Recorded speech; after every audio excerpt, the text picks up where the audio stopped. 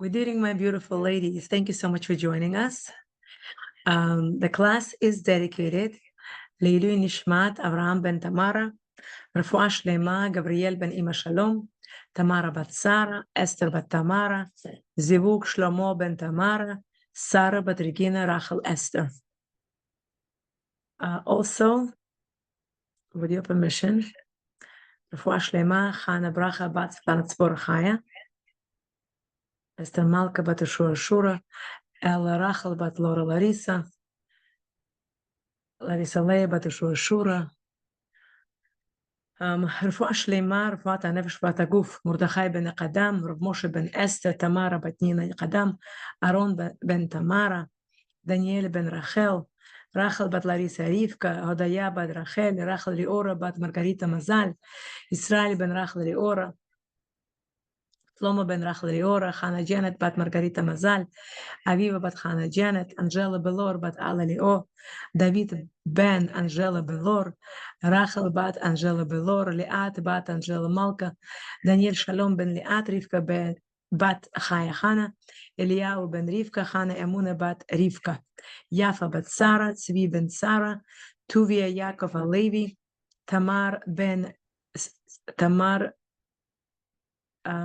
תמר בת שרה אימנו, מיכלי בת ויקטוריה, יונתן יששכר בן מיכלי, לודה ליה בת רוזה אדיזוי, אליאם בן לודה ליה, מזל לובה בת אלה אלאנורה, חנה בת מזל לובה, לריסה רבקה בת ברנו ברוניה, אפרים איציק בן ליזה לאו, ברנו ברוניה בת עדינות, דוד בן נסתם, סוניה בת ריבה, לעילוי נשמת רב מרדכי בן תמר, ליזה לאו בת חוסני, פניה בת סוניה שרה, שרה סופה בת טויבה ומיכאל הכהן, ברוך בן שושנה, מרדכי בן בלור, עדינה אנג'לה בת גולשחרה, ליזה לאו בת ברטה, אמונה וביטחון to עם ישראל, 72 nations should do תשובה שלמה, השם should bless us all with all the blessings through the Torah, משיח should come ברחמים גדולים מהשם, rebuild בית המקדש in our days, Shalom. Also, with your permission, I will add a couple of names. Alelu Nishmat, Ushoshura Bat Chusni, Slan Tzporachai Bat Sara, Sara Bat Chusni, Moniel Bat Chusni, Chusni Bat Marit, Yoschi Ben Elchan, Rabbi Zachari Shimon Wallace, Yitzchak Cohen, Dr. Zelenka Velvel Wolf Zev Ben Leah, Rav Chaim Kanievsky, Kfir Ben Shiri, Ariel Ben Shiri, Shiri Bat Sara Imenu, Refuah Shlema, Levi Yosef Ben Zulaicho, רפואה שלמה, מלכיאל חי בן יהושע שורה, אסתר מלכה בת יהושע שורה, לריסה ליה בת יהושע שורה, אבינועם יוסף בן שנה רוזה, אלה רחל בת לורה לריסה. בעזרת השם, wherever the Jews reside, Eretz Israel, United States, everybody should be completely healthy, well, פרנסה טובה, בלי די. פרנסה should run after us, we should not run after פרנסה. should give us חוכמה, בינה ודעת, wisdom, shalom bayit, briyut. Everybody, whoever did not do tshuva yet, should do tshuva shlema b'karov. And benachad v'lebetzar. And whoever is sick should have complete refuah shlema, including Tamara bat Ksiya, Maxim Yehuda ben Yafa, Moshe ben Yafa, Sarah bat Shoshana, Maya Mazal bat Ziva, and all others who I mentioned. I didn't mention Zoe bat Tamara. Okay, we continue learning the secret to Simcha. And we are on page 84, day 35. Please forgive me for my rusty voice. I was still trying to recover, still trying to drink my tea. Here it is. Much lema to everybody. Okay. Strengthening ourselves in the midah of MS. If we constantly strive to do what is correct in the eyes of Hashem, and our deeds are pure, then we will not be challenged to utter an untruth. As it is written, if one does not sin, then one will not be challenged to lie. Indeed, if we ensure that our deeds comply with the will of Hashem,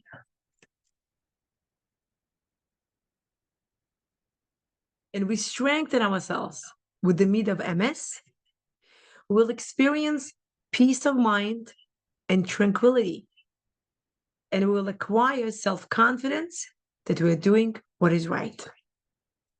This refers to self-confidence without arrogance. Jonathan ben Ila also. Even if someone is displeased with us, it will not affect us and we will not feel pressure to lie. In such a situation, when someone is unhappy with us, we can ask Hashem, Dear Father, when the person asks me about something that I did against his will, and I tell him the truth, please help that this should not bother him and he shouldn't bombard me with complaints. If there is something that I need to correct, then please grant me the wisdom to know what is the right thing to do. When one starts to work on strengthening himself in the midah of emes, it is initially not so simple. Throughout the day, we are preoccupied with a myriad of obligations, and it seems at times that a small white lie will help us. Yet, let us remember that only with emes can we achieve success. Cultivating our midah of emes is like walking on a narrow bridge where one must always be on guard not to stumble. Yet, when we remember that the main purpose of our existence is to cleave to Hashem every minute, and that we have no greater interest in our lives, then it will be easier for us. We will then not fear others, and will remain steadfast with firm resolve to say the truth. And even if we are in a situation where someone tests us and we are challenged to utter an untruth, we will not be swayed. We will think to ourselves, let him think of me whatever he wants. My main goal in life is to impress my Yidit Nefesh, my closest friend, Hashem. Nobody can force me to lie and thereby lose my closeness to Hashem, my dearest friend. When Hashem sees that we are remaining steadfast and our foremost inner desire is to please Him, then He will be open for us. He will be opening for us the gates of Siyata Deshmaya. Our lives will be elevated and sweetened, and we will be safeguarded against the bitterness and challenges from others. Examples: you are invited to the wedding of a friend, and it is difficult for you to go. You know that when you will meet the friend, you will feel uncomfortable to say the truth, that you were too tired or simply not in the mood of going. You think to yourself, I will try to get by with saying a small white lie or giving an untrue excuse. This is not acceptable. What can you do? You can ask Hashem, please grant me the wisdom to know what the correct thing is to do in this case. Either I should go to the wedding in order to avoid having to lie, or I should beseech you that she shouldn't realize that I wasn't there, or she should forget to ask me about it. Wow, it's a beautiful thing. A small child asks you where you put her arts and crafts or new prize she got from her teacher. It is difficult for you to say the truth, that you placed it in the garbage, because his craft prize is very dear to the child. Now you're faced with a small dilemma. Yet, if you will lie to your child, then the misdeed will not be so small after all. Why? Because the small white lie will distance you from Hashem. As it is written, Midbar Sheker Tirchok. If one lies, then Tirchok, he distances himself from Hashem. Thus, through uttering an untruth, one diverts himself from his life's mission and yearning, achieving Kiras Elokim, closeness to Hashem. If our foremost goal in life is to become close to Hashem, it will be easier for us to remain steadfast in speaking only truth. We should constantly pray to Hashem that He should help us, that we should interact peacefully with others, and we should not be placed in a situation where we will be challenged to lie for the sake of peace. Wow. HaKadosh Baruch Hu, don't let me lie, and don't let us lie. Beautiful, love it. So basically, what we learned from this lesson is if somebody asks you something and you can't say the truth, let's say, because it's going to hurt the person's feelings, daven to Hashem. Say, HaKadosh Baruch Hu, please, I beg you, make me not lie. Make this person forget about me being at the wedding, or forget him to ask if I'm coming to the wedding or not. Wow. Okay. We continue learning Zera Shimshon. And we are by Parsha Toldos. Bezrat Hashem, and the zechut of learning Zera Shimshon, may all the promise that Zera Shimshon promised, whoever learns his sefer will be blessed with the health, with the wealth, with the children sitting around the table like olive shoots, should be, and with the honor, should be fulfilled on every single one of you, ladies who are listening, and every single one of us. Thank you so much for all our supporters. And whoever would like to dedicate the classes, please feel free to contact us. Okay, Toldos.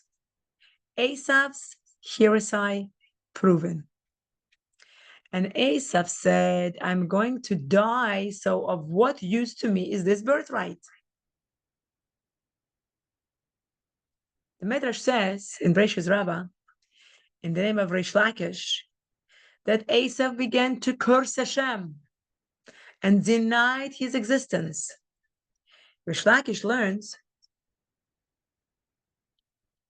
this out from the fact that Esav added the word Zeh. Esav could have simply said, Lama, what does Esav say? Okay, this is what the pasuk says. Vayomer Esav, hine anochi holech lemot ulema ze li b'chora. And Esav said, I'm going to die, so what use to me is this birthright? Reish Lakish says, Esav could have simply said, Lama li b'chora. Of what use is the birthright to me? Instead, he said, Ulema ze li bechora. Of what use is this birthright to me? You follow?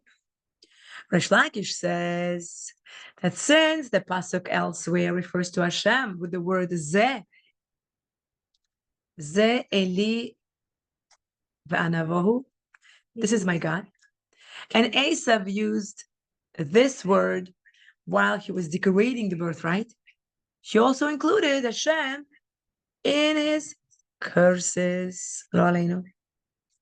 The Zera Shimshon asks that although the word Zeh may seem slightly unnecessary, it still seems drastic to therefore learn from it that Esav cursed and denied the existence of Hashem. Zera Shimshon explains how Reish Lakish saw this in the word Zeh as follows. The Gemara says in Eruvin 19a that even the wicked sinners, when they eventually punished by Hashem, for their evil doings. They proclaim Hashem's justice and agree with him for punishing them for their actions. Wow. On the other hand, when a person is sentenced to death by a king, his mouth is stuffed so that he cannot curse the king. And this is the difference between the way the Jewish people accept punishment from Hashem compared to the nations of the world accept punishment from their respective rulers. On this Gemara, the Maharsha says that even amongst the Jewish sinners, those that have become heretics and do not believe in Hashem, react as the nations of the world would to punishment, namely, they curse Hashem. Rashi writes that when Esav asked Yaakov what the birthright was all about, Yaakov answered him that it brings along with it many possible punishments and even death. Upon hearing this, Esav should have asked Yaakov that if so, why was he so interested in it? From the fact that Esav just sold and didn't ask Yaakov this question, it is apparent that Esav understood that Yaakov was ready to accept any punishment and possible death associated with the birthright. This Esav had no interest in, and he promptly sold his rights in the birthright to Yaakov. It is from here that Reish Lakish understood that the word Zeh represents more than meets the eye. From this exchange, Esav made it clear that he was not from those who are willing to accept Hashem's punishments and possible death willingly. According to the above-mentioned Gemara, even the wicked sinners of the Jewish people, so long as they have not become heretics, accept Hashem's punishments. This places Esav in the group of those that are heretics. Therefore, it now makes sense for Reish Lakish to back his insight up that Esav denied the existence of Hashem from the seemingly extra word Zeh, because it is no longer unfair to accuse Esav of heresy. Once Esav showed he would not accept Hashem's punishments, he grouped himself with the heretics, uncovering his real intention with the word Zeh. The nature of a believing Jew, even a sinner, is to admit to Hashem's justice when they are punished. So what did we learn so far? So far we learned that even the sinners, the Jewish sinners, when they receive their punishments, they say, oh, this is from Hashem. And Hashem is just. They accept Hashem's punishment, that this is from the justice. Unless they become heretics. Heretics means they already deny Hashem, chas v'shalom. If they deny Hashem, then chas v'shalom, they will be like Esav. The fact that Esav cursed Hashem, he used the word Zeh, Reish Lakish derives from it that he also falls into the category of heretics. You understand? You know what it reminded me of? When somebody dies, unfortunately, what do we say? Baruch Dayan Ha'emet. What do we do by saying it? We're basically acknowledging the fact that Hashem be blessed, who is the judge by truth. That we are acknowledging that Hashem did something truthfully and that Hashem did something right, just, Okay, next. Why no one knows when they will die? It's so funny. It's not funny. It's actually scary. Recently we heard a very sad news. The sad news was, as we all have heard, there's a very famous Rabbi Kassirer who teaches in Yeshiva Kitana of Queens. And his mother, Mrs. Bina Kassirer, passed away. She was teaching in Beis Yaakov, and she passed away in the classroom.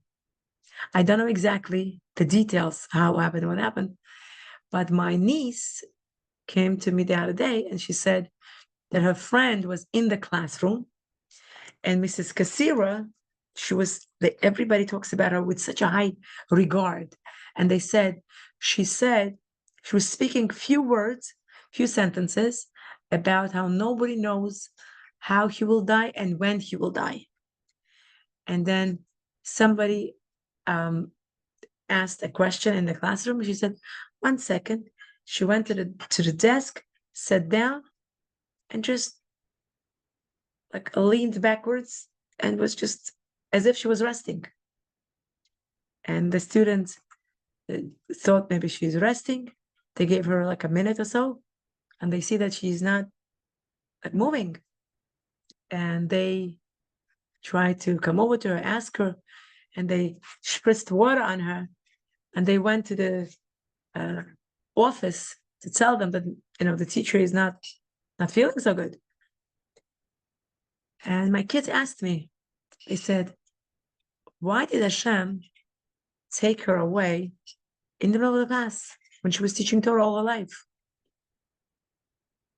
Isn't it scary and traumatic for the kids? I said, I'm sure it was scary and traumatic for the kids, for sure. But there was a similar question asked from Rabbi Manis Friedman when he brings up the example of somebody coming to somebody's house for a bris. And during the bris milah, there is some random guy. It happened in America. Or maybe no, lying. It happened in Israel. It happened in Israel. The bris was taking place in the house, in the apartment, whatever. And they left the door open or whatever. And a terrorist comes inside. It was many years ago, the story. And terrorist comes inside and he just goes on a rampant killing. Some people, ran away. Some people ended up killing terrorists. But before terrorist gets killed, he managed to kill some people. And the letter with the question was sent to the Lubavitcher Rebbe, Rav Menachem Mendel Schneerson, and asked, why is it that this is a family that had a baby boy and they're doing a bris? It's a happy thing. We're doing a mitzvah of Hashem, the first mitzvah that the baby boy is doing at 8 days old. Why did Hashem make these guests, family members, whoever, die, get killed in such a brutal way? Didn't they come to do a mitzvah? Why did it happen? And the answer, what Manis Friedman said long time ago about this particular incident, letter that he read in the letters of the books of Rabbi Lubavitcher Rebbe, he says, if the person always did the mitzvot and his neshama is taken at such a beautiful event as a bris milah, this is the most highest level to come out from the body at the time of the mitzvah. It's such a high level in the eyes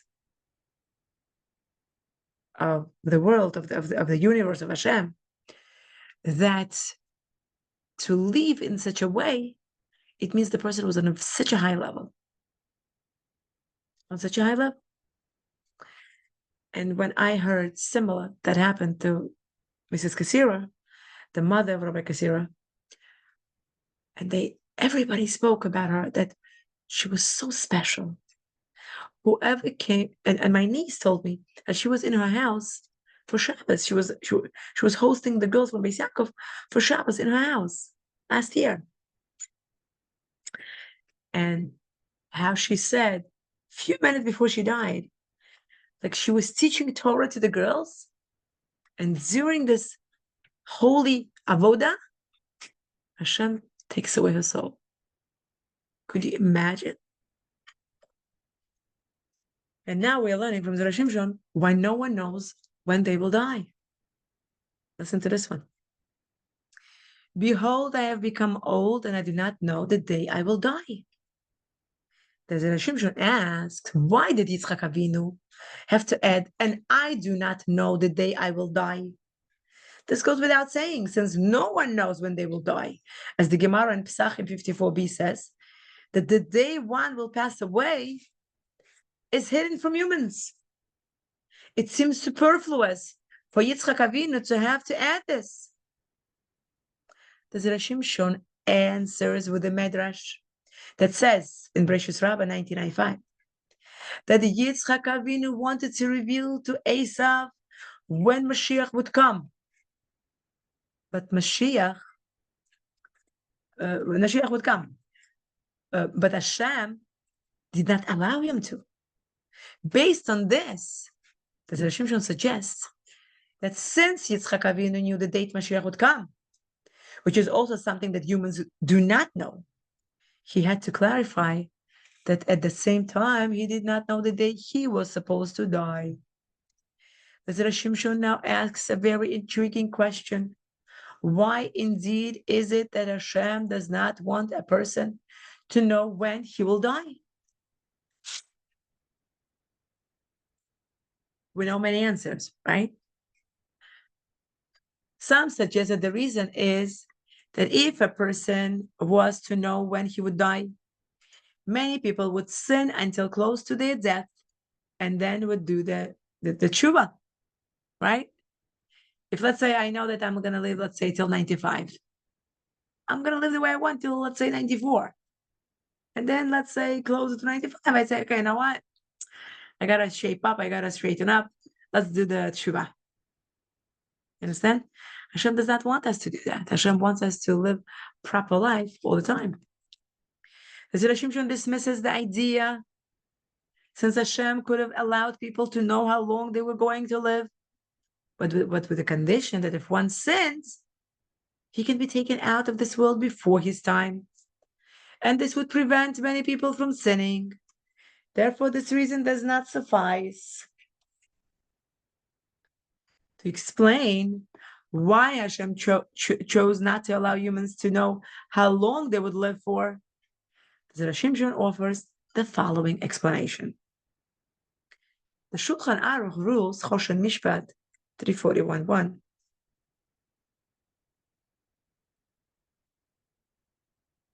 that if one lends an item to his friend without making up how long he's lending it for, he can reclaim it at any time he desires.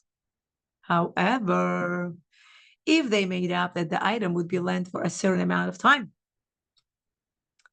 once the borrower halachically takes it, the owner may not demand it back before the agreed upon time.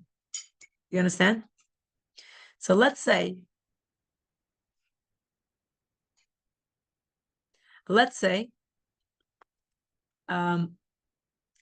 this item, right? I'm lending it, let's say, to you. And I'm not telling you for how long. I'm just telling you, you could use it. Whenever I need it, I'll take it back. I'll ask you to return it. Versus if I tell you, okay, I'm lending this item to you. Here you go. You could have it. And let's say I'm lending it to you for a month or for a year. So then when the 1 month comes or 1 year comes, I lended this item to you and I said, okay, you know what? Can I please have it back? Versus if I give it to you for a month or a year, the item, I cannot say a week later, okay, can I have my item back? Wait a minute, but didn't you say that you're lending it to me for a month or for a year? So halachically, when you don't say for how long you're lending it for, you could ask for it back at any time. We are lending, our neshama is being lended to us by Hashem. And Hashem does not tell us for how long. So when Hashem feels that this is the right time already to take it back, right? Hashem takes it back. Because he didn't tell us for how long. Halachically. Sometimes though, listen to this. If Hashem sees that a tzaddik will sin, he removes the tzaddik from this world before he falls. This happened to Chanoch, see Rashi, Bereshis 5:24. As well, if a wicked person sins too much, his own sins cause him to be removed from the world early. However, since our souls are lent to us by Hashem, if Hashem would allow a human to know how long he will live for, Hashem is essentially lending the person that soul for a certain time period. Then, if a circumstance would arise where Hashem would decide that for the benefit of the person or of the world, this individual must die, chas v'shalom, halacha would not allow it to happen. Since the soul was loaned for a certain period of time and cannot be taken back before then. You understand? We just talked about it. This is the reason that Hashem decided not to inform humans how long they would live, so as not to be limited by the aforementioned halacha, not allowing Hashem kiviyachol to change the date that a person's life should end when the circumstance arose. Not knowing when one will pass away allows Hashem to halachically change the date of a person's death should the need arise. Wow. It reminds me of Rabbi Chafetz Chaim. Chafetz Chaim was sick, was not doing well, and everybody was asked to daven for him. And one student, he was so close to Chafetz Chaim, he davened in his room, in his house, wherever he was living. He asked Hashem, I'm going to give, the student says, 5 years of my life, I'm giving it to Chafetz Chaim. This conversation was between him and God, the student.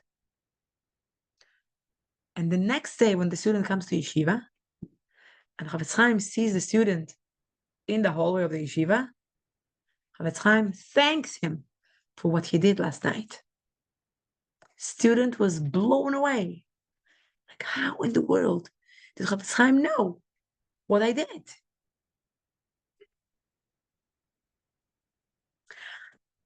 And it just lets you know why did I think of this a story just now? Because just like we learned, we don't know when we are supposed to die, but certain circumstances could come, and just like in the story of Chafetz Chaim, a student tells Hashem, I'm giving 5 years of my life to Chafetz Chaim. Chafetz Chaim didn't know about it, and his life, Chafetz Chaim's life, was prolonged. This may not have been in plan, but we make our choices. Are we allowed to make such statements? Very good question. You have to ask your local, personal Orthodox rabbi that you follow. It's a very, very serious matter, and we cannot take lightly our life and just dispense it like $5. Can't. We have to be very careful, and we have to ask a rabbi if we're allowed to say that. Okay, next. Life in this world by the rules of the next. For Hashem, your God, caused it to happen before me.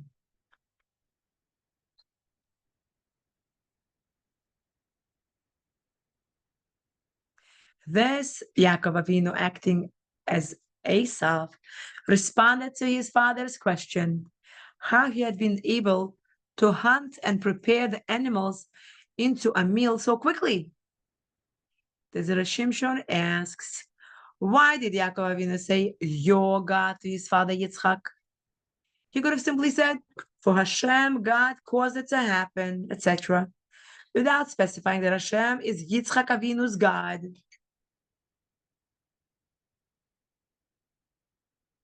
Zera Shimshon explains that Yaakov Avinu used this terminology to explain to Yitzchak Avinu why he was allowed to eat from his meal. According to Yaakov Avinu, the animals practically appeared before him, this would be classified as a miracle, and Yaakov Avinu was afraid that perhaps Yitzchak Avinu would not want to benefit from the outcome of miracles. See Tanis 24a, where Elazar Ish Berta's storehouse miraculously turned a small quantity of wheat into a tremendous amount, and he refrained from benefiting from them. Rashi explains that he did not want to profit from miracles. Correct. We learn it from a lot of stories from the Gemara, that there were stories in the past where tzaddikim were very poor, and Hashem wanted, and they asked, let's say, Hashem, help me. And one day they would come to their house, and let's say they had a little room, and all of a sudden the little wheat becomes like a lot of wheat. So Hashem did this, so to speak, miracle for them. So they should take that wheat, go and sell, and let's say benefit from it. But because they knew it's a miraculous way that this appeared in their storehouse, and they didn't, and they know that whenever it comes from a miracle, it's from the reward from Olam Haba. And they said, no, I'm not doing it. I'm not taking anything from the Olam Haba. I'm not taking it from the miraculous way because I don't want to remove my eternal reward. I'm not using it. So people have, So now the Shimshon says, if Yitzchak Avinu would refrain from eating from what Yaakov Avinu served him due to not wanting to benefit from the miracles, because the animals just appeared to him, Yaakov Avinu would lose his opportunity to receive the blessings. For this reason, he said, for Hashem your God caused it to happen, etc. This changes things because Yitzchak Avinu had a special status. And this we find when Hashem appeared to Yaakov Avinu and said, I am Hashem, the God of your father Yitzchak. Rashi explains that although we do not find that Hashem associates his name with the living, lest they stray from him later on in life, Yitzchak Avinu was different. This is because he was blind and confined to his house. He was therefore like one who is dead, that is free of the Yetzer Hara. As a result, there was no concern of him sinning. And Hashem was already able to associate his name with Yitzchak while he was still alive. Wow. As such, he should be able to benefit from miracles, since he was not like a regular person living defined by the rules of this world. For this reason, Yaakov Avinu stressed the words, your God, to emphasize that you, Yitzchak, can benefit from this meal, even though it is the result of a miracle, being that Hashem doesn't consider you bound to the physical rules of this world. This is proven by the fact that Hashem has already associated his name with you, since your God. Wow. Based on the simple interpretation of this pasuk, the Shimshon points out a lesson in Musar from the way Yaakov Avinu spoke. Although Yaakov Avinu had to tell his father that Hashem caused these animals to happen before him to explain why he had been able to be back so fast, why was this not considered a lie? Yaakov Avinu had simply taken 2 animals from his mother's pen. Hashem didn't make anything happen before him.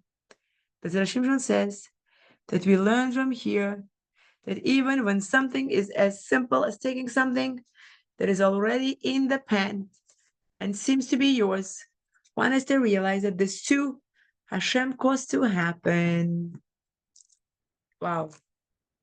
Tzaddikim do not enjoy profiting from miracles. Even the smallest things that seem given are because Hashem caused them to be so. 100%. And you know what?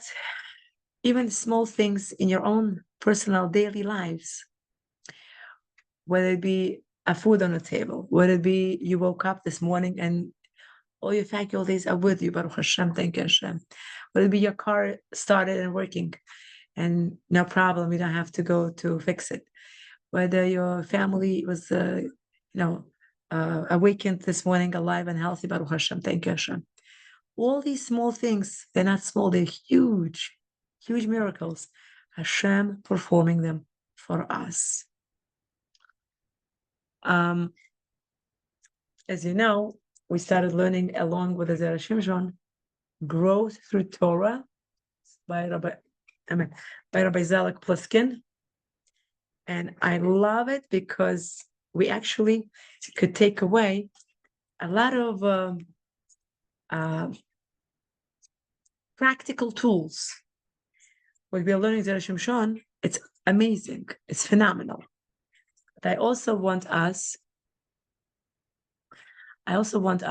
to take away some beautiful lessons that Rabbi Zalek Pliskin worked hard to put together in the book called Growth Through Torah from the Parsha, Toldos. Okay. Do not rationalize your faults by blaming others for them. That's from this Parsha. And Yitzchak was 40 years old when he took Rivka, the daughter of Besuel, the Aramite, from Padan Aram, the sister of Lavan, the Aramite, for himself for a wife. Bereshit 25:20.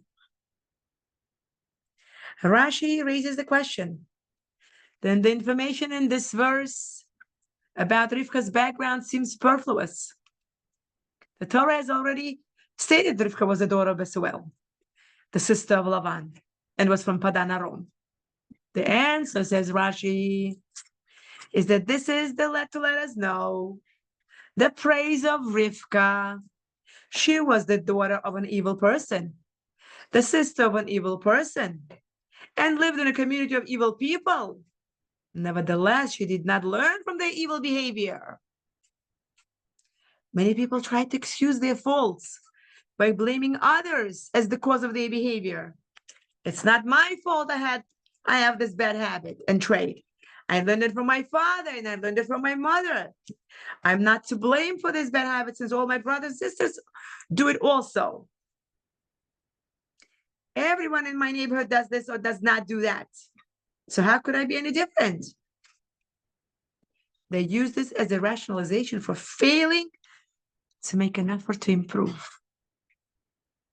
We see from Rivka that regardless of the faulty behavior of those in your surroundings, you have the ability to be more elevated. Of course, it takes courage and a lot of effort to be different. The righteous person might be considered a nonconformist and even rebellious by those in his environment, whose standard of values are below his level. But a basic Torah principle is that we are responsible for our own actions. Pointing to others in your environment who are worse than you is not a valid justification for not behaving properly. If you ever find yourself saying, it's not my fault I did this, it's because of the way I was raised, or because I learned it from so-and-so, change your focus to, I'll make a special effort to improve in this area to overcome the tendency to follow in the footsteps of others. Blaming others for your faults and saying that you cannot do anything to change them will be a guarantee that they will remain with you. Make a list of the negative traits you picked up from your early environment. Develop a plan of action to improve in those areas. I love it. Don't you love it? For example, I just want to tell you, it reminded me of myself going more to the right. We were more traditional, right? But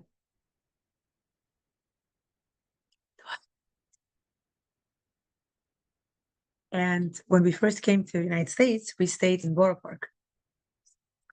And I was going to Shurim as a young lady. I was not married then. And I was learning.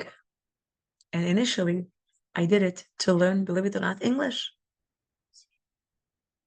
I did have some basis of English before coming to the United States. But I learned it because I took 10 classes. I remember going to university and hiring a teacher myself. I was 20 years old. Thank you. God bless you. And I went to the head of the English department, and now that I'm thinking about it, I said to myself, "Wow, I was brave." He was a Muslim, Uzbek teacher, and I came over to him. I said, "Look, I'm looking for an English teacher to teach me some English before I'm moving to the United States."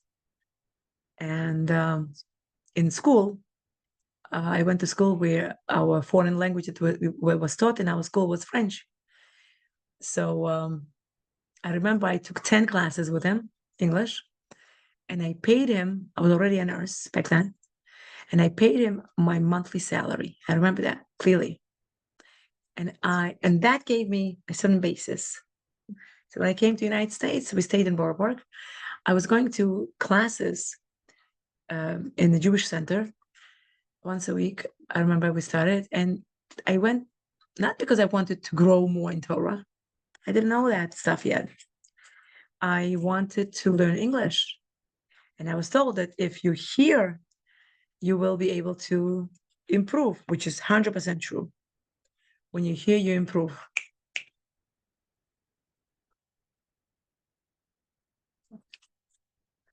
And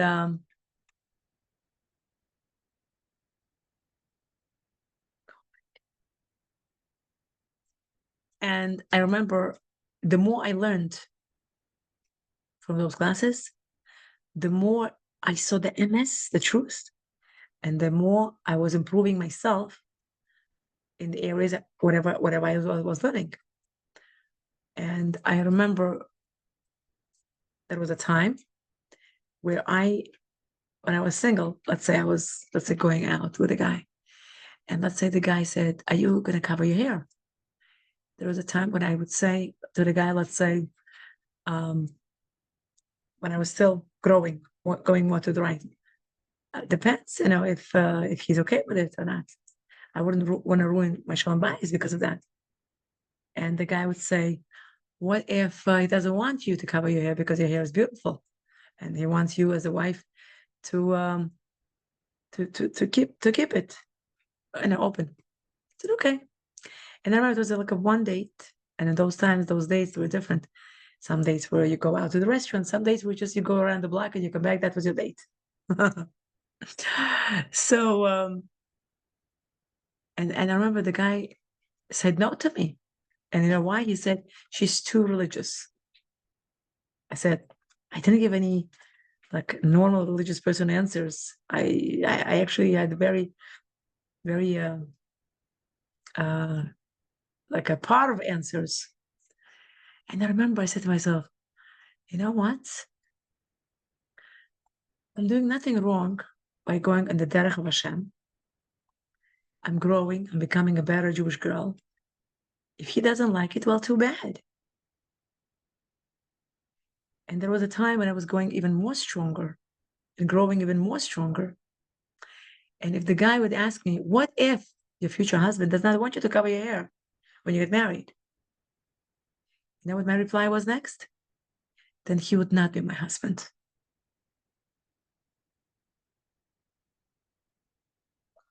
What changed? I changed. I became stronger. When you are strong in your convictions that what you're doing is the right thing to do because this is what God, your Father in heaven, wants you to do, nothing and nobody should stop you. Because you know what? You're not here to impress anybody. You're here to impress your Creator. That it was worth it for Him to create you and put you down on earth. And you should make Hashem proud of you and make him to show to his angels in his angelic world that you see my kids on earth. These are my kids. I know it's hard for them. You think I don't want to wear a beautiful, gorgeous shaitel? Of course I want. I was wearing in the beginning for many years until I improved, improved the way of covering the hair. And I'm doing it with mitpachot now. If years ago you would ask me, wear a mitpachat outside, I would say, no, I'm not wearing that. But the time comes and we all grow. We all become a better versions of ourselves, slowly but surely. You know what? It's okay. It's okay. I'm giving up something for Hashem. You know, girls, that being tzniut, being tzanua, it is so big in the eyes of Hashem that it says that when we do dress beautifully, dress modestly, cover our collarbones, cover our elbows, our hairline, our knees, and we dress modestly and we speak modestly and we do what modest Jewish women should do. Do you know that it says that a Jewish woman, by doing so, just by doing so, she's already protecting her husband and her kids and the entire Klal Yisrael from any mishap. Don't you want your husband and your kids to be protected? Who cares who is going to say what? Who cares? It's careless. You are doing something special. That's it. And I remember when I was getting married, I was the first one in my entire family that had a separate seating wedding, a kosher tzanua wedding with a mechitza. And I remember it was, unfortunately, there were a lot of family members from my father's side that they were like talking like, what kind of wedding was this? What kind of ridiculousness was it? And the next year after me, my sister got married, younger sister. And they told my father at the time, they said, oh, if this is going to be the kind of a wedding like your other daughter got married the year before, we're not coming to your wedding. It was not for us. And I remember my father at the time was not strong. And he says, you see what you did to me? I said, yeah, I'm so happy what I did. You know why? Because you don't need those people at your wedding of your daughter. If they want a lack of tzniut at the wedding of your kid, you don't need them. We're not missing them. Trust me. No matter who they are to you.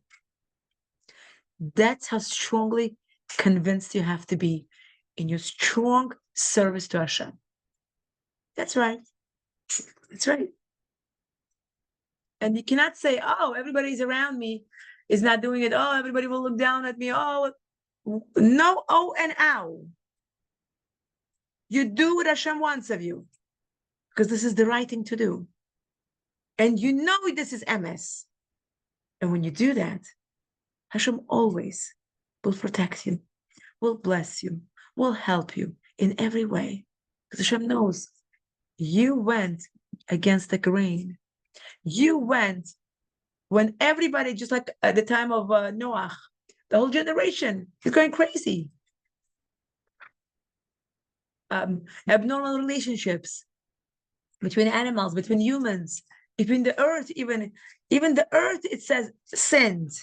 That the plants were not, you would put a seed one day and something else would come out. It was ridiculous what was going on. So we cannot say, oh, look at my environment. Wonderful. You know what? Change your environment. Reminds me of a story.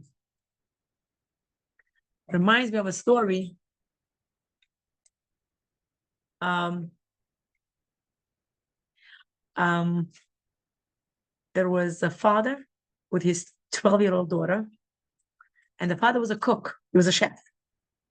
And he says to his 12-year-old daughter, he says, I want to teach you a lesson in life. He says, yes, Dad. He says, come to the kitchen, come. He takes 3 pots, and he puts into each pot Three different items. One is carrots, another one is eggs, and another one is coffee beans. He puts water into each one of them. He puts it on the stove, on the flame, and he says, let's observe and let's see what happens. The daughter is curious. Abba, what are you trying to teach me? So he says, okay, let's see. After 5 minutes or so, he says, okay, let's see. What do we do with the carrots? You put it in the pot with the water. We put it on a flame. We increase the flame. It's cooking, right? The flame. And what happened to the carrot? Oh, Abba, it was strong and hard before. And now after 5 minutes of cooking or 10 minutes, whatever it was, it became soft. The carrot became soft after cooking. It's very good. Now we're going to go to the second pot where we put the egg into the water. So let's open the egg. Let's see what happened. After 5-10 minutes of egg being on the flame, the egg became hard, like a hard-boiled egg. So the daughter says, oh, Abba, the egg before, it was raw. So inside was all flimsy and like shallow. And now after cooking it for 5-10 minutes, after putting it on the fire flame, it became hard. Says, that's right. So what happened in the third pot? The third pot was coffee beans in the water. He says, Abba, but I don't see coffee beans anymore. The whole water turned into coffee. He says, my dear daughter, I want to teach you a lesson in life. And I want to ask you a question at the end. You see, there are three categories of people. Some are like carrots, some are like eggs, and some are like coffee beans. What does it mean? When they go through adversity, through difficulty, through challenges, they were strong before. The carrot is strong. When you put it in the water and you cook it a little, what happens? It softens up. You could easily break it. That's what happens to people when they're exposed to adversity and challenge. They break. They were strong, but they break. The second category of people, they're so gentle. They're so shallow. They're so like wiggly woggly, like an egg. But when you put the little challenge, little adversity, they toughen up. They become strong, like a hard-boiled egg.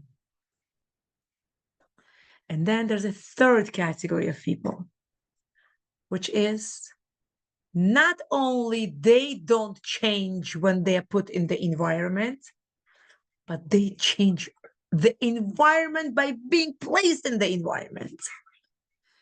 By coffee beans entering into the water, and by you increasing the flame and cooking it a little bit for 5-10 minutes, and adversities there, challenges there. Coffee beans didn't disappear. It made the entire environment, the entire water to be delicious, full of aroma of coffee. The entire environment became a coffee. So the father stopped and he says, so my dear daughter, what are you? Carrots, eggs, or coffee beans? I'm going to ask you, my dear listeners, who are you? Are you a carrot, egg, or coffee beans?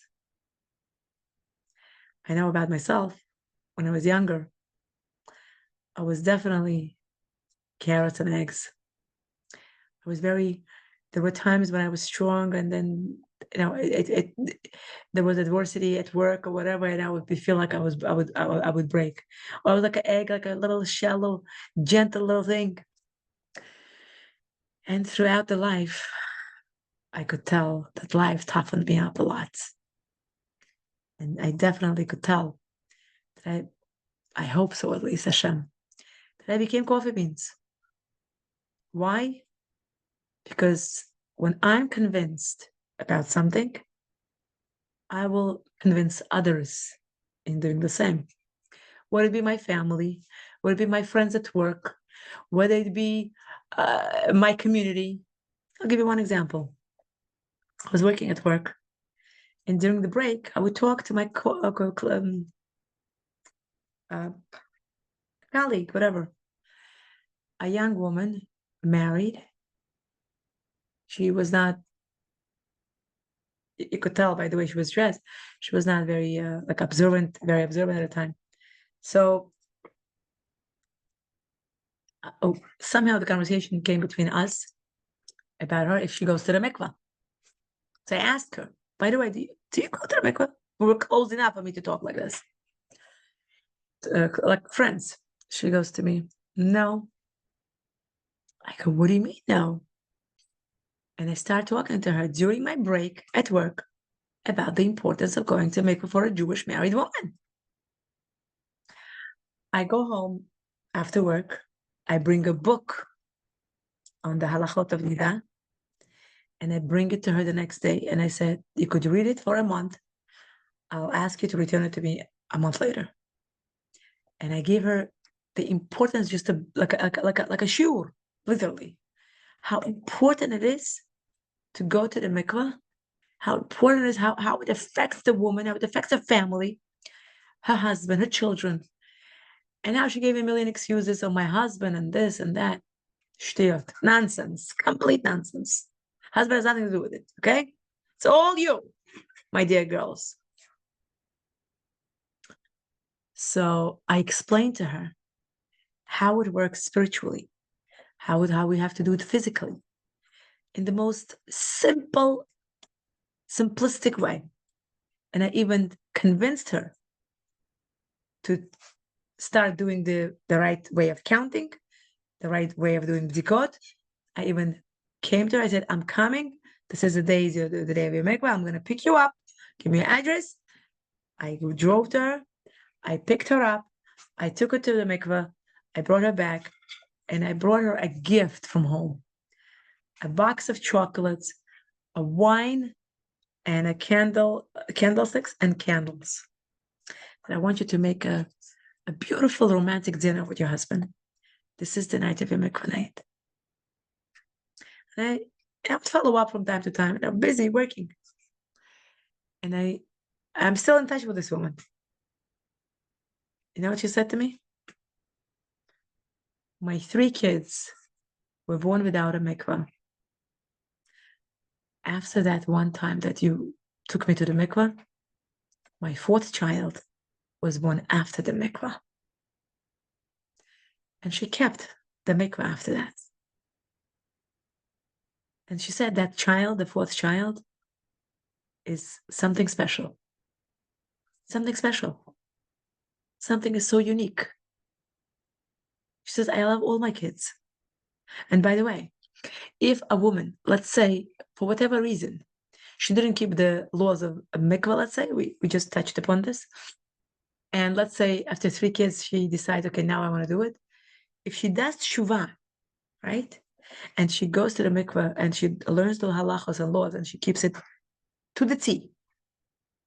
All her previous years that she didn't do it, she does tshuva automatically. It's all covered. You understand? So don't feel too guilty. Happens. But there has to be a point of growth. There has to be a point of growth. And we'll continue. Keep a distance from negative influences.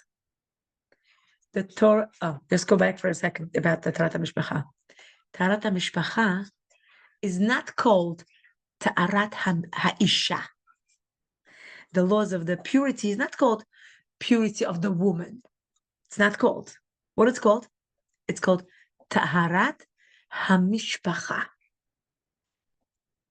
Every Jewish woman has to strive and do her very best to whoever is having her cycle still, even those who don't have their cycle anymore, they have to go at least once, and they have to know the halachas how to do it. If you have a question, reach out to me. I'll be more than happy to help you and to guide you. And you have to go, and the sooner, the right way, the kosher way you go, the sooner your entire mishpacha is going to be tahor, clean, pure. And it's not clean pure from you going to the shower upstairs in your bedroom, a bathroom, a shower room. It's dafka from going and dipping into the waters of the mikveh, because this is a holy water that connects from the water from Shemayim, and you saying a bracha, etc. So you have to understand how important it is. I will tell you more. Try to bake a cake when you're nida. Nida means you're not clean, you didn't go to the mikveh yet. And try to make a cake when you're tahor, when you're tahara, when you're clean. When you're nida, a lot of times your cake will not rise so much. It's going to be like plump. And when you are clean, the cake is going to be so puffy and gorgeous. Like you could tell, like everything you do, every appointment, every phone call, everything you do when you're clean, green lights.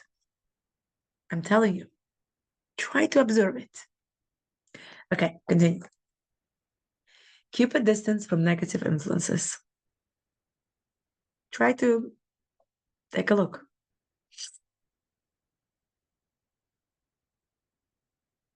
Keep a distance from negative influences. And the Torah stated when Rivka was pregnant with Yaakov and Esau, and the children struggled together within her. Bereshit 25:22.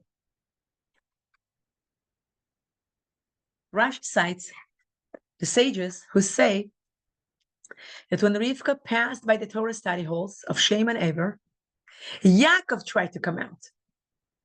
When she passed by place of idol worship, Esau tried to come out. The question arises, we can understand why Esau tried to go to place of idol worship. But what about Yaakov? Before one's birth, an angel teaches him Torah. Why was Yaakov anxious to leave such a wonderful teacher? From here we see, said Rabbi Chaim Soloveitchik of Brisk, that if one has to be with an evil person, like Esau, it is preferable to give up even the opportunity to study with an angel. You hear? We are influenced by our friends. It is crucial to keep a distance from someone who has a negative influence on you, even if it means some personal loss. You got it? Very good. So when somebody has a negative influence on you, even if you're having a personal loss by you distancing from that person, stay away from those people who are negatively influencing you. Next, use your potentially negative tendencies in positive ways. The Torah tells us about the birth of Esau, and the first came out red, all over like a hairy garment, and they called his name Esau. Bereshit 25:25. The Midrash, Bereshit Rabbah 63, relates that when Shmuel went to appoint David to be the king of Israel, he saw that David was Admoni, that is of ruddy complexion, red. He was red hair. He became very frightened and said, she too will be a murderer like Esau? The Almighty told Shmuel that there was no need to be afraid. When Esau killed, it was in cold blood. But David would only take a life to carry out the just decisions of the Sanhedrin. We see from this Midrash that when someone has a basic personality tendency, it is a reality of his nature that he will be what he truly is. But a person has free will to choose how this tendency will be manifested. Esau's tendency towards bloodshed led him down on evil paths. David, on the other hand, was a mighty warrior who would utilize his natural tendencies for elevated purposes. This concept is expressed very clearly by the Vilna Gaon. A person should not go completely against his nature, even if it is bad, for he will not succeed. You follow? He should merely train himself to follow the straight path in accordance with his nature. For example, someone who has an inclination to spill blood should train himself to become a ritual slaughterer or a moil circumciser. Understand? Somebody likes to cut or blood. Maybe you should become a surgeon, become a moil. Understand? Use it in a positive way. Master your traits to use what is appropriate in every situation. That's a good one also. Oh. Again, master your traits to use what is appropriate in every situation. Stay put. Don't leave yet. Yaakov was a straight person who sat in tents of study. Bereshit 25:27. Rashi defines the word tam as a person who is not skilled in deceiving others, like a simpleton. As is his heart, so are his words. Yaakov was not called a tam, but an ish tam. That is, he was a master over the trait of being a tam. He was totally honest, a man of great integrity.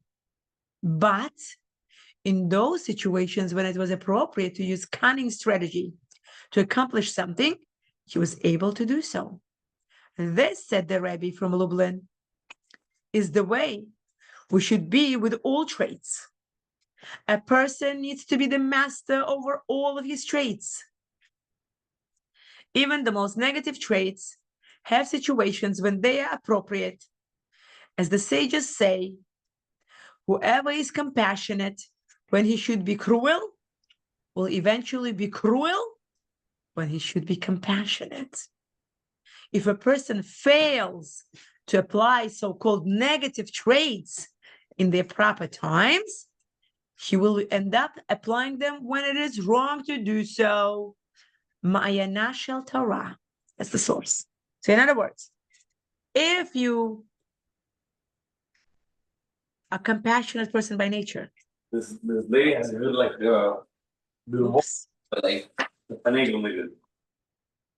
I'm sorry. I had to mute you. Okay. If you are compassionate by nature, there will be times when you have to be tough. You understand? You have to be tough sometimes. There will be times. But and it says if you always, that's why if you look at Avraham Avinu, his nature was chesed. Hashem gave him this nature, this tendency to do always chesed. All his life, he hosted guests, he hosted people. But when Hashem tested him with cruelty, he said, bring your son at the Akedah as a korban for me, for Hashem says. This was the most difficult test. And he passed it. It was against his nature. You understand? So there are times for you to be compassionate, and you have to know when. And there are times when you have to be tough. Okay, continue. Work on internalizing the elevated thoughts that you talk about. Internalizing. And Yitzchak loved Esav because he was a hunter in his mouth. Bereshit 25:28.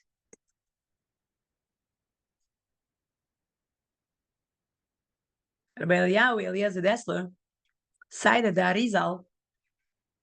There is a mistake to think that Esau was a complete hypocrite and just tried to deceive his father. If Yitzchak made an error, there must have been good reason for such an error. The problem with Esau was that he kept all his spirituality in his mouth without swallowing it.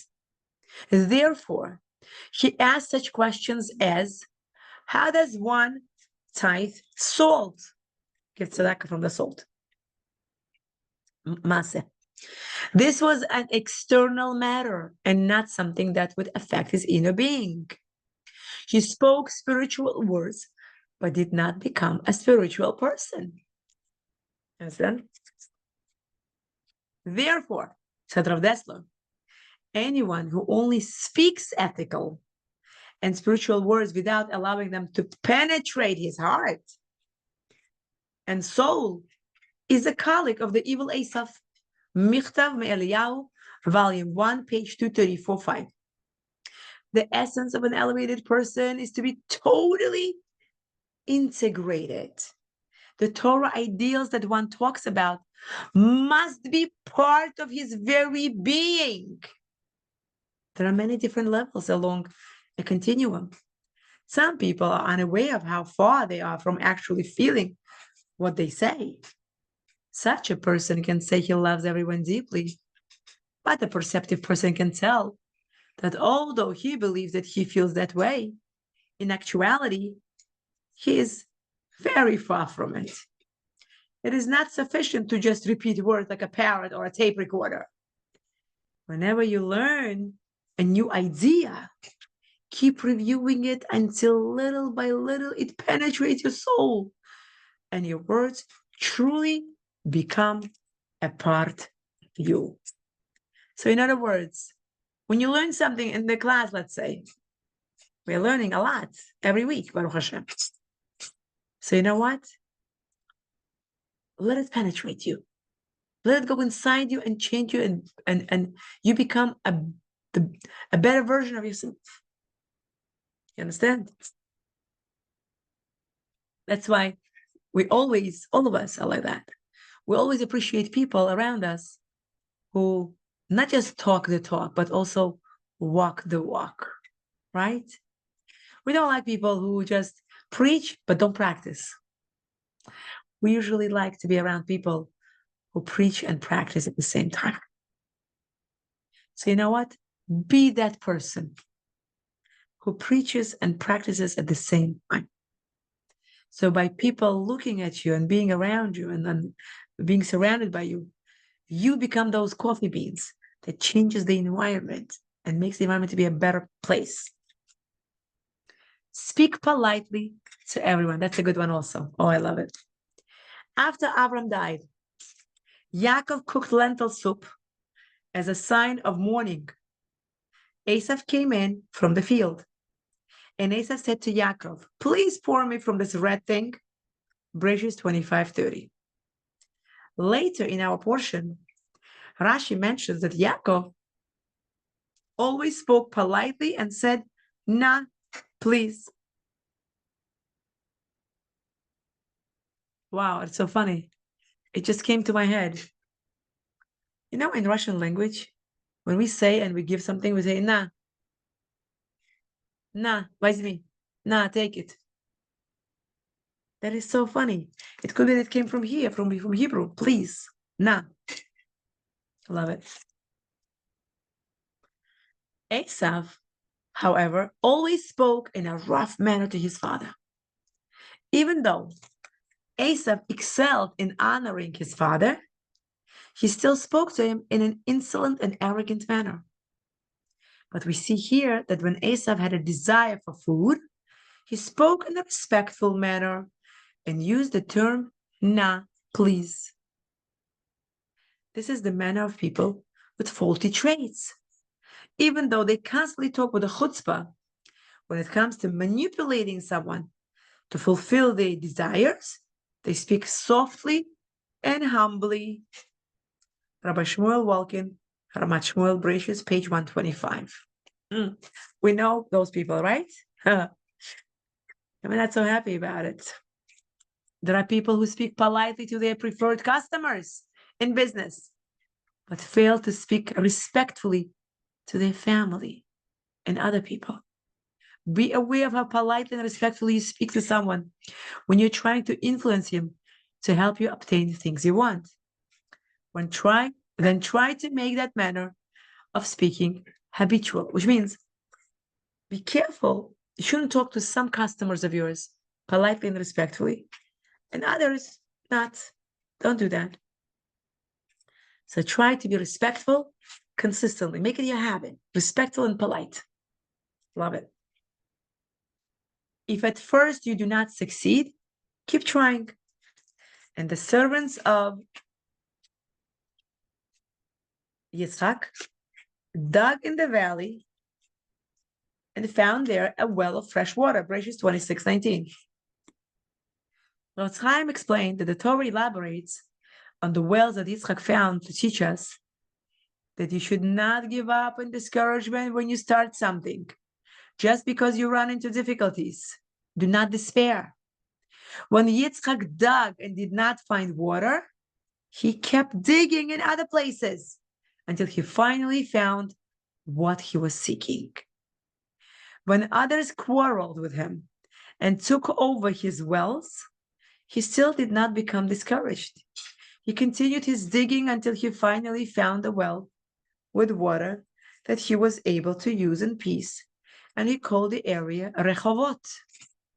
Wow. This, encouraged the Chafetz Chaim, is a practical lesson for all areas of our lives. This applies to spiritual and material matters, to Torah studies and to business. Be persistent when things do not work out at first the way you would wish them to, especially when beginning to study Torah. Do not give up if you find it difficult at first. Chafetz Chaim ala Torah. The reason many people fail to accomplish something is because they give up too soon. If you have the determination to keep trying, eventually you will succeed. Be persistent. Do not allow the good that you do to conceal your faults.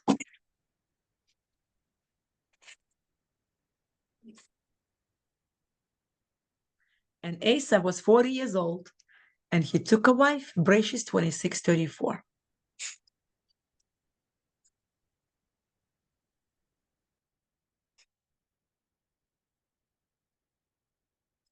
Okay.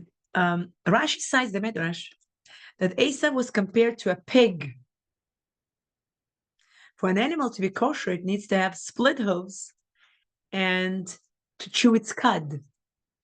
Since a pig does not chew its cud, it is unkosher, even split hooves, even though it has split hooves.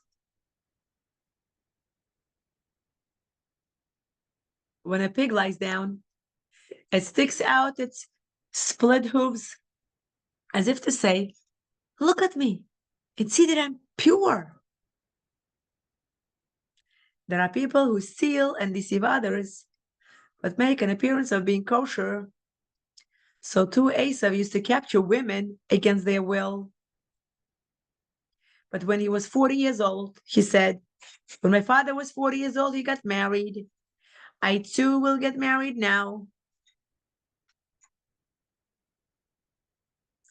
Rabbi Yerucham Leibowitz used to say that this deception was not unique to Esau. It is possible for a person to be entirely evil. Nevertheless, as soon as he does one good deed, he shows off to others. He even fools himself into thinking that he is now entirely good. Every person has aspects of this tendency. Das Torah Bereshis, page 170. Make every effort to be aware of this tendency in yourself. Look out for your own inconsistencies. So in other words, if you know you have faults, and we all have faults, and if you have good deeds, we all have good deeds, be aware of your faults and don't show off your good deeds to others. Stay humble. That's humility. That's to be anav. It says Asaph was taking women against their will, which means he was raping them. And then at 40, he said, okay, my father got married at 40, now I have to get married at 42. 40 as well, right? We can't do that. We cannot learn from Asaph. Even if you must speak an untruth, be careful to word your statement in the least dishonest way. Yitzchak wanted to give the blessings of the birthright to Asaph, but Yaakov had already purchased it from Asaph. Following his mother Rivka's advice, Yaakov impersonated his brother and brought good food to his blind father. In answer to Yaakov's questions about his identity, he replied, and Yaakov said to his father, I'm Asaph, your firstborn, Bereshis 27:19. Rashi comments that what Yaakov said was, I'm bringing you the food, Asaph, I'm bringing you the food, period. Asaph is your firstborn, period. Yaakov only carried out this deception to fulfill the wishes of his mother, which he understood correctly to be the wishes of the Almighty. Nevertheless, he did everything he could to decrease the falsehood. Instead of saying an outright lie, he was very careful to speak in a manner that could be understood in two ways. This, concludes Rabbi Yerucham Levovitz, is a practical lesson for all of us. Honestly, in the word, deed, and financial matters, was a hallmark of Rabbi Yaakov Kamenetsky's life. It is well known that he refrained from eating gebrokts. Gebrokts is matzah that had contact with any liquid on Pesach, a custom not usually followed in his native Lithuania. One Pesach, during his youth, he was visiting a family with standards of kashrus that was somewhat lower than his own. When invited to join them for supper, he declined. And not wanting to offend his host, he said that his custom was to refrain from eating gebrokts, so as not to be guilty of an untruth. He then and there accepted that restriction upon himself and kept it for the rest of his life. Rabbi Nissen Wolpin, the Jewish Observer, May 1986. So this rabbi, Rabbi Yaakov Kamenetsky, he was invited to somebody's house over Pesach, and he knew that the kashrus level of that family was a little bit lower than his own. So he didn't want to offend them.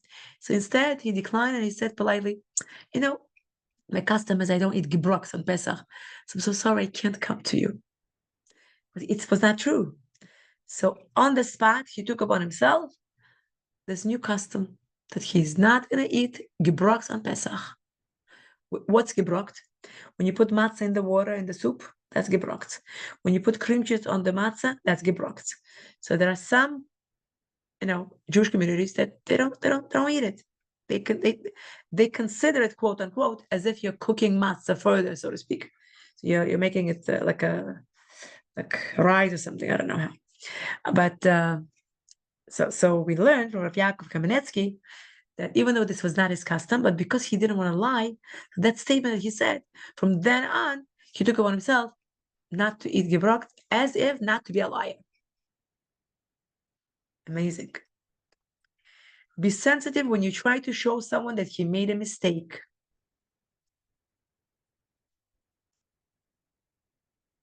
When Yitzchak found out that the son he gave the blessings to was Yaakov and not Esav, Yitzchak trembled a great trembling, extremely much. Bereshit 27:33. Rabbi Chaim Shmulevitz, the late Rosh Yeshiva of Mir, cited the sages who stated that Yitzchak experienced greater fear and anxiety at this moment than he did at the Akedah. You understand?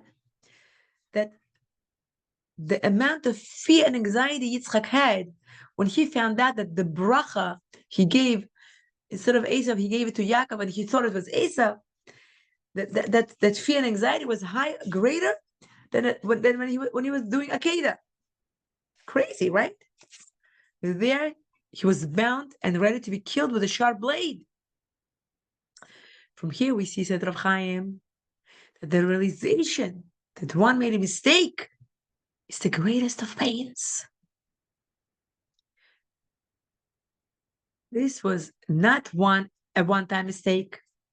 Rather, Yitzchak realized that all the years he thought Esav was more deserving than Yaakov, he was an error. The anxiety experienced and the awareness of error is a powerfully painful emotion. Heard from Rabbi Chaim Shmulevitz. This is important to keep in mind when you're trying to point out to someone his faults and mistakes. You might think it is so obvious that this person is wrong. As soon as I tell it to him, he should admit it. But the reality is that admitting a mistake can be extremely painful. For this reason, there's a strong tendency for people to deny their mistakes. If you sincerely want to help someone improve, it is crucial to be as tactful as possible. Do all that you can to decrease the amount of pain the person will experience. Refrain from saying outright, "You're wrong," admit it. Start out by saying, "It seems to me," or "I might be mistaken, but perhaps." The more sensitive you are to the feelings of the person, you're trying to influence, the more effective it will be.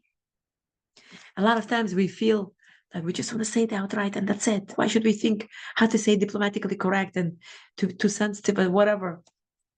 But we have to ask ourselves, what are we trying to accomplish? Are we trying to just rub it into his face and say he's wrong? Or are we trying to make him to understand? Make him to understand what he was doing wrong and to improve his ways.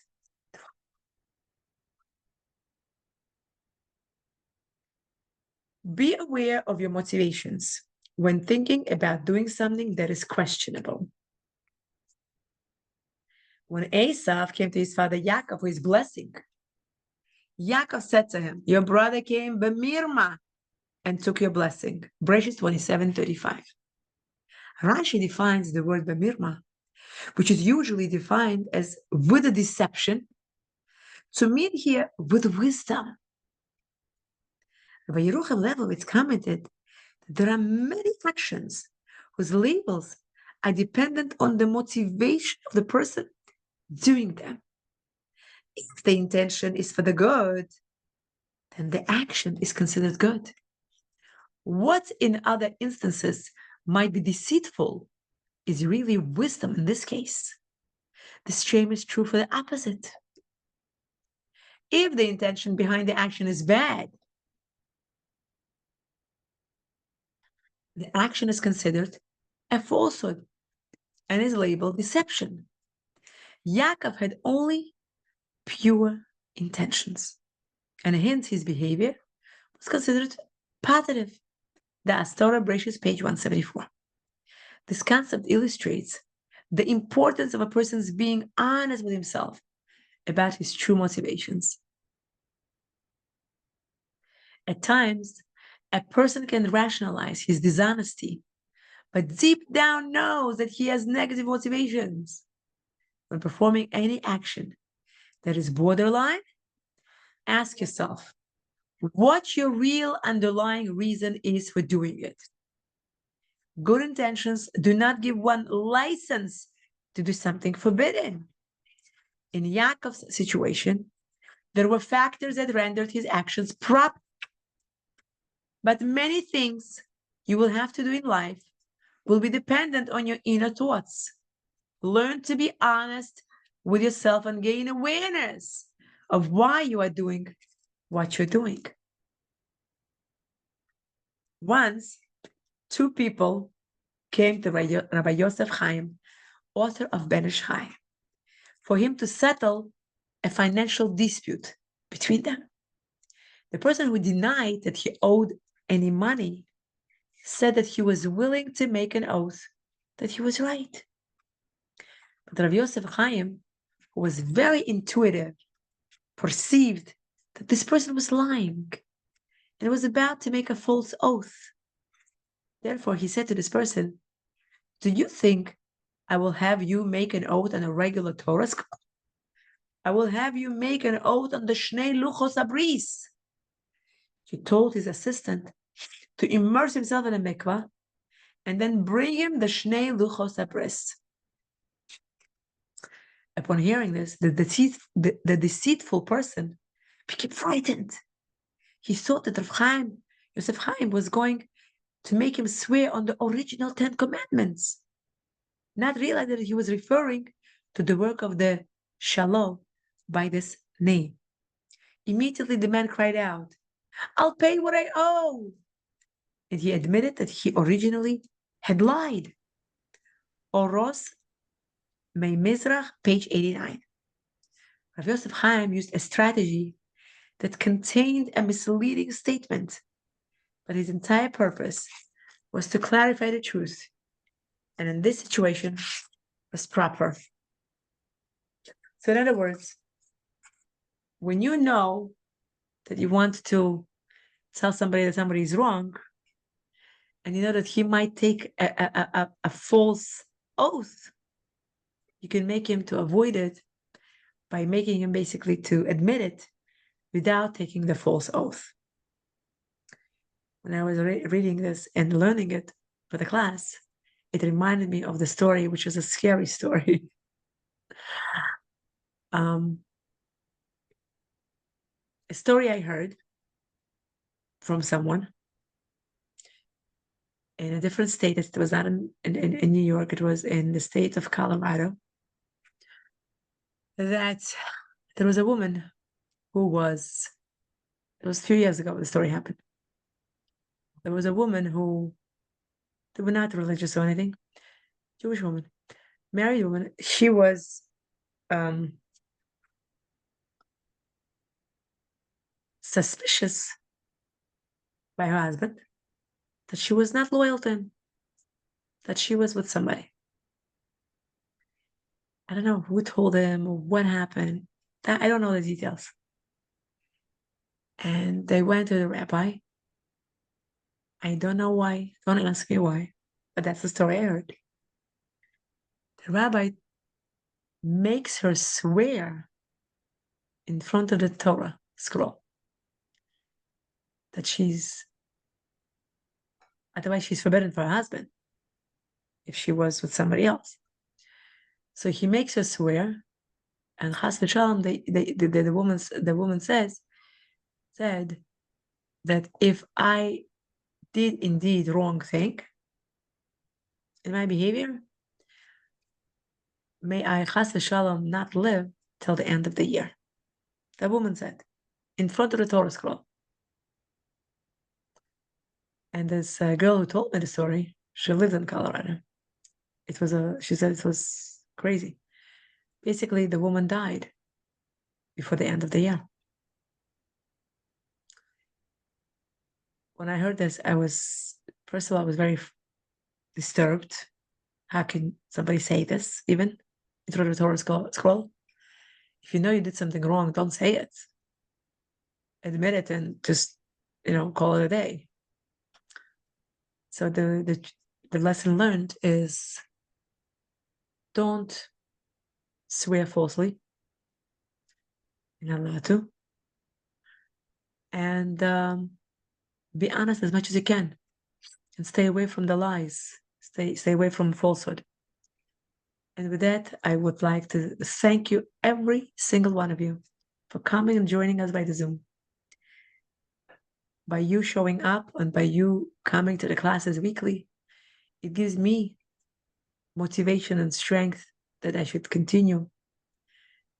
And I want to thank you and I want to bless you. That HaKadosh Baruch Hu bless you with good health, with briyut, with the refuah shlema, whoever needs it. You should be blessed with the blessings and promise of Zera Shimshon that we learned. The promise of being blessed with the health and wealth and beautiful children around your table like olive shoots and honor. You should be blessed with the promise of Zera Shimshon. Zera Shimshon should advocate on your behalf, both in Shemayim and in this world. And may all the teachings of learning Torah that we did from Rabbi Zalek Pliskin grow through Torah, all the good stuff that we learned, all the good lessons that we should be able to use in our life and become better Jews, better versions of ourselves. And may we make Hashem proud of us. And may we be examples for our children to learn from in a positive way. And may we be like a coffee beans, changing environment around us in a positive and a good way. I love you all. Parnasat tova to all. Refuah shlema to all. Shalom bayit to all. Oh, one more thing. I was in a Shalom bayit class. One thing I learned was when your husband tells you something, and let's say the teacher said, Rabbi Maxman said, your husband, let's say, carries on some nonsense. Shtiyot. He just talks nonstop, some nonsense stuff. And let's say to the point where he says, to the point, she gave an example, for example, your mother doesn't know how to cook. And your sister doesn't know how to cook. And you tell him, let's say, no, they know how to cook. They make good cholent. They make good chicken soup. And he just carries on. You don't fight with him. What do you tell him? I hear you. I hear you. And he keeps going on, and I hear you. You don't argue with him. You don't fight with him. I hear you. said, eventually, your husband will grow up and mature up, and you will stop talking nonsense. He'll be more mature. He will talk more sense, and he will be opening up to you more. And he will feel that you have a listening ear. Even though, she said, sometimes you don't want to listen to him, you don't want to hear him, but you still have to use those words. I hear you. I hear you. And today, I actually used this technique with my husband, and it worked. He said, you don't know how difficult it is out there. You meet all these kind of people, da da da. I'm like, I hear you. I hear. And he started talking more. I was like, wow, Representative Waxel was so right. And with that, I'm going to wish you good night. Go catch up on your rest and your sleep. I love you all. Have a good night. Thank you for joining us.